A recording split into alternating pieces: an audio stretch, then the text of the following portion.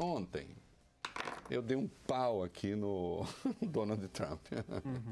E eu acho muito engraçado porque todo mundo, eu nunca escondi de ninguém as minhas convicções ideológicas. Eu me considero um direitista liberal. Eu sou um liberal e, portanto, liberal na Europa, nos Estados Unidos ou no Brasil, tem o que se chama uma ideologia chamada de direita. Agora, a direita é muito diferente da extrema-direita, mas a direita liberal não é a direita fascista. Aliás, saiba, Sandro Badaró, se não sabe, mas você sabe, como sabe o Voglio Bene, tanto Mussolini como o Hitler consideravam que os verdadeiros adversários deles não eram os comunistas, mas os liberais. Porque no comunismo, eles na verdade tinham o seu homólogo, apenas com algumas distinções. Se no nazismo e no fascismo tudo deveria ser feito dentro do Estado, em favor do Estado e para o Estado, no comunismo, tudo para o partido, dentro do partido, em defesa do partido. Era a diferença. Mas são dois totalitarismos. Quem é que confia na sociedade? Quem é que confia nos indivíduos? Quem é que confia na liberdade? Que história de pensamento tem um compromisso com esses fundamentos? É o liberalismo, não é? Hitler era um fascista na modalidade nazista, que foi o fascismo alemão, de extrema direita. Churchill, o seu mais claro inimigo, era da direita liberal. Quando Hitler fez acordo com alguém, ele fez acordo com Stalin. Não é mesmo? Então,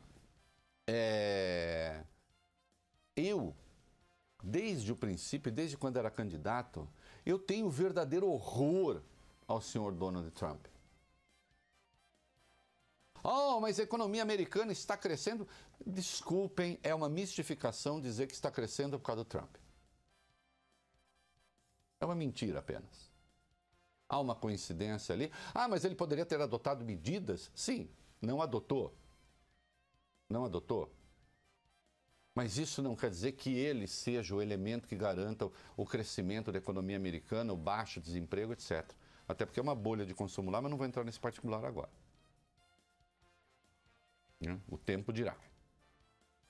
Agora, o que me interessa são os valores para os quais um governante acena e as escolhas que ele faz. O que me interessa é saber se alguém na posição do Trump, se depois dele o mundo estará mais seguro ou menos seguro. Se ele estará incentivando governos que prezam a liberdade individual, as liberdades públicas, a civilidade ou o contrário. Se o mundo depois dele será mais equânime ou menos. É isso que me interessa. E todas as respostas que eu tenho para Donald Trump nesse particular são negativas. Portanto, absolutamente não há nenhuma incompatibilidade entre alguém ser e se dizer um liberal e ter repulsa verdadeira a Donald Trump. Ao contrário, aqueles que se dizem de direita e que admiram este sujeito é que devem explicações. Porque que direita é essa que rejeita o mundo globalizado como ele rejeita? Que direita é essa que defende uma economia fechada, seu Badaró, como ele defende? As teses do Trump aqui no Brasil são teses de esquerda. Quem quer fechar a economia no Brasil? Quem quer reserva de mercado no Brasil? É a direita liberal? Não, é a esquerda. Não por acaso, o seu grande amigo no mundo hoje é o Putin. Ah, mas o Putin é de esquerda? O Putin é herdeiro da ditadura comunista e opera com os mesmos instrumentos. Não por acaso o Putin veio da polícia secreta soviética. Por que eu estou falando isso? Tem uma notícia de hoje. Ontem eu dei um pau nele, aí alguns idiotas ficaram fazendo patrulha na internet, enfim, essa gente que... A coisa que mais se faz na internet é vomitar, né? E os idiotas que estão por aí, rádio, televisão, enfim, uma nojeira, né? Da mais absoluta ignorância. Né? Vocês viram ontem o Trump, diante do Putin, no encontro à Finlândia, negar evidências de que a Rússia, quando menos, buscou interferir nas eleições americanas? O FBI tem as evidências disso, isso está sob investigação.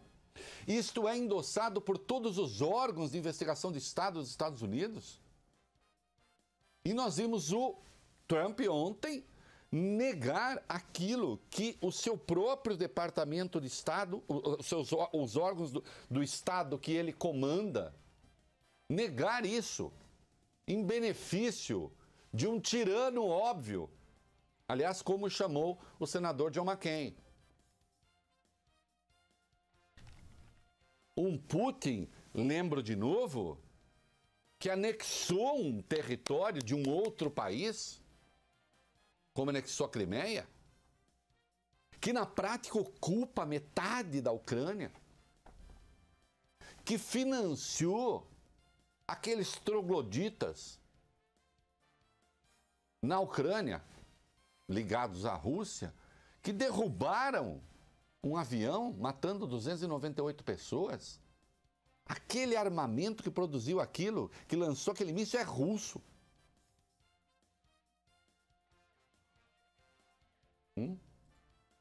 Que manda matar pessoas em outros países. Como é o caso do envenenamento na Inglaterra, de um agente russo, de um ex-agente russo e de sua filha. Não morreram, mas quase. Mas a mesma substância agora, de algum modo, se espalhou e matou já uma pessoa na Inglaterra. É essa pessoa, é para essa pessoa que o Trump está fazendo suas mesuras. E ontem houve uma reação também dos republicanos. Os jornalistas, dois âncoras da Fox News, claro, foram puxar o saco do Trump para não variar. Mas o chairman, o manda-chuva da Fox News, falou que sentiu nojo da subserviência do presidente americano a um tirano, daquele que deveria representar a democracia ocidental. E aí o Trump percebeu, até ele percebeu que foi além do limite. E hoje deu uma recuada. O Sandro vai ler uma noticiazinha aqui e depois eu quero retomar porque eu quero explicar por que é que o agente laranja agora está com medinho. Vai lá, Sandro. Pois é, Reinaldo, o presidente dos Estados Unidos, Donald Trump, volta atrás e afirma que aceita a conclusão da CIA de que a Rússia interferiu nas eleições americanas. Ontem, ao lado do presidente russo Vladimir Putin, ele disse que acreditava na versão de Moscou de que não houve interferência na disputa à Casa Branca. Agora, depois de uma enxurrada de críticas, Trump alegou que cometeu um erro com as palavras e que foi mal interpretado. Claro que ele foi mal interpretado. Não houve interpretação errada nenhuma. Ele foi além de declarar a inocência do Putin. Ele atacou o próprio sistema de investigação dos Estados Unidos. E aí é o seguinte. Do que é que ele está com medo? De perder o mandato. Nossa, Reinaldo, você está exagerando? Ele está com medo do impeachment. Ele está com medo do impeachment. Pode acontecer? Pode. Hoje, o Donald Trump tem maioria na Câmara e no Senado. Mas há eleições legislativas em novembro. Toda a Câmara dos Estados Unidos será renovada. As 435 cadeiras. Né? Hoje, os republicanos têm 235 dessas 435. Estima-se que pelo menos 34 cadeiras podem são bastante disputadas, você não vai ter reeleição. E saibam, senhores, os que criticam reeleição no Brasil de deputado e senador, que os Estados Unidos é um dos países que mais reelege deputados e senadores. A renovação é sempre muito pequena. Muito pequena. E não há mal nenhum nisso, desde que as pessoas façam a coisa certa. Né? Dessas 34 cadeiras muito disputadas, 30 hoje são ocupadas por republicanos. Isso significa o seguinte, que a chance dele perder a Câmara, e os analistas americanos estão dizendo que isso é muito possível, a chance dele perder a Câmara é muito grande. Como é grande a chance dele perder o Senado, onde tem uma minoria, ele tem 51 de 100 cadeiras. Pelo menos 8 também tem rally. Nesses 8 estados, nesses 8 que tem rally, é um terço do Senado que renova, 8 cadeiras são republicanas, 5 cadeiras são republicanas. Portanto, há a chance dele perder a maioria na Câmara e perder a maioria no Senado. Atenção, se Donald Trump perder a maioria na Câmara e perder a maioria no Senado,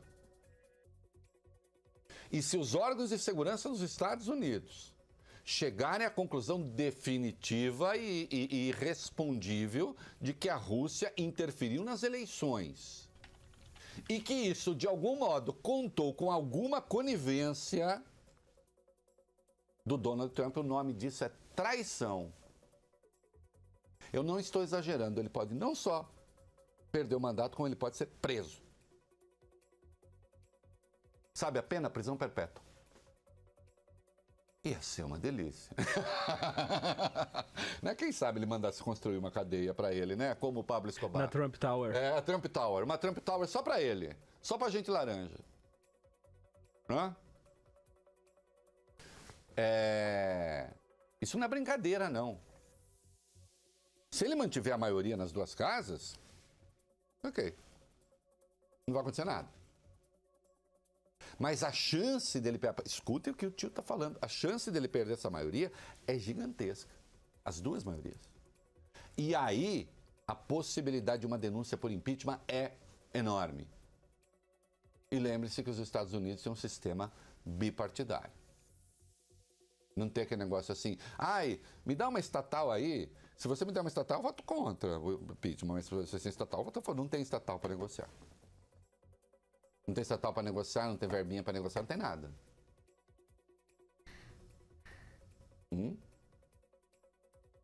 E aí sim a acusação pode ser de traição e de conspiração.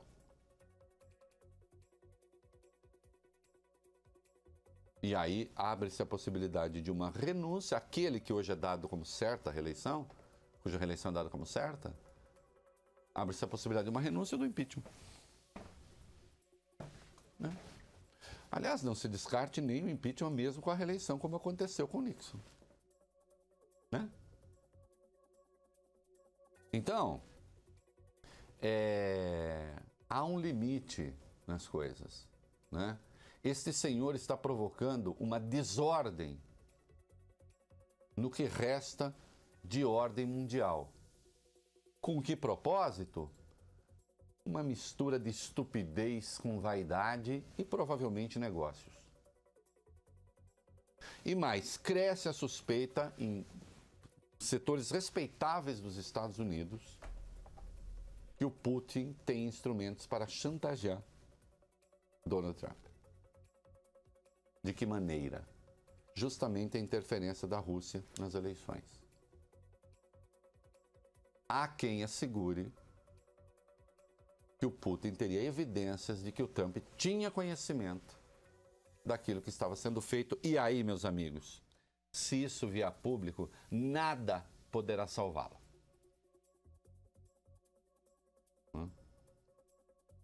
Um homem, sem dúvida, tóxico, que rebaixa os valores da civilidade, que rebaixa os valores da humanidade, que rebaixa os valores da convivência, que rebaixa os valores da tolerância entre os diferentes.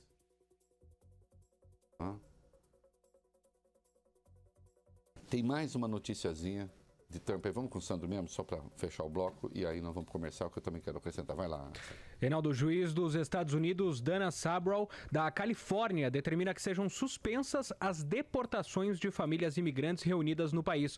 A decisão atendeu a um pedido de uma organização americana de direitos civis. A entidade queria que as deportações fossem adiadas em uma semana depois que as famílias se reunissem. Circulava um boato nos Estados Unidos de que a Casa Branca pretendia fazer deportações em massa imediatamente depois do reencontro dos filhos separados dos pais que tentaram entrar ilegalmente nos Estados Unidos. Olha, acho que isso é claro que existe uma política nos Estados Unidos anti-imigração que não foi inventada pelo Donald Trump. Agora, os presidentes sempre souberam ao longo do tempo fazer uma aplicação moderada da lei. Atenção, quando eu digo fazer aplicação moderada da lei, não é desrespeitar a lei. Não é você não provocar, com a aplicação da lei, mais desastres do que aqueles que você tenta corrigir com ela. Esse senhor não tem essa noção. Isso que ele está fazendo, essa criação de verdadeiros campos de concentração para crianças nos Estados Unidos, é um negócio que deve chocar o mundo. Nós estamos falando apenas da maior democracia da Terra, da mais importante e da mais poderosa.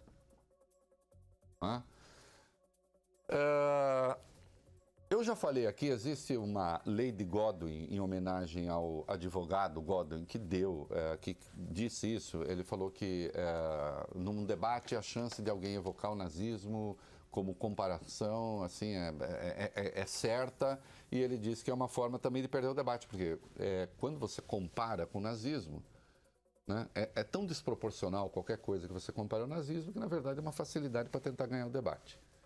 Né?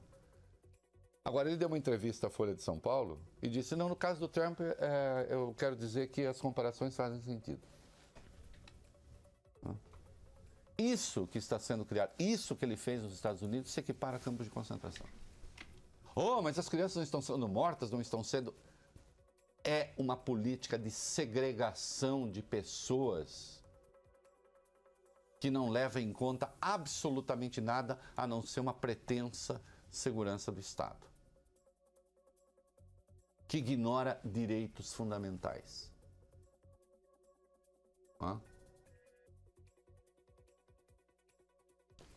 Todos sabíamos que esse sujeito era um idiota, né? As pessoas civilizadas. Mas havia uma certa aposta também de que o próprio sistema político se encarregaria de botar a sua idiotia mais ou menos sob controle. E nós estamos vendo que isso não é verdade. Ontem, alguns tontos que me criticaram, eu comecei a minha crítica aqui, eu brinquei que era um encontro, né, o Trump com o Putin era um encontro de um sujeito que deixa dois chefes de Estado na chuva, numa solenidade, em seu país, quando ele está de guarda-chuva, com o outro que vai numa viagem ao exterior e se hospeda no próprio hotel. Né? Aí, verdade, você tomar isso... Não, atenção, é uma metonímia apenas. Sabe o que é uma metonímia? Você não sabe o que é uma metonímia? Momento cultural. É uma figura de linguagem que você pega a parte para representar o todo. Eu estou pegando esse elemento como um símbolo daquilo que eles são. Como símbolo do autoritarismo de um, que não reconhece a existência de outros países e de parceiros, que é o caso do Putin, e deixa ali dois chefes de Estado debaixo da chuva, quando ele está protegido. E da arrogância do outro, que então diz ao governo do Reino Unido e da Escócia em particular, vocês não têm instalações à minha altura, eu vou ficar no meu próprio hotel. Metonímia, meu filho. Metonímia é uma coisa importante na literatura, na poesia, na música popular brasileira. Uma das mais belas músicas do Chico e do Tom Jobim, chamada Eu Te Amo, é feito só de metonímias, né? Ou principalmente de metonímias. O Vólio Bene vai até achar uma versão, que eu me lembrei agora, do Tom Jobim, Thelma Costa e Chico Buarque. Eu Te Amo, né? E nós vamos ouvir depois, quando a gente voltar, né? Só para você lembrar o que é uma metonímia. Foi por isso que eu critiquei os dois. Aquilo são símbolos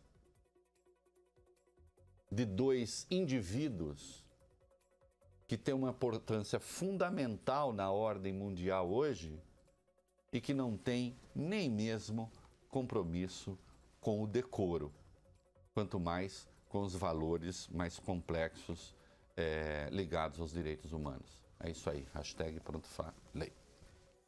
O É da Coisa, na Band News FM.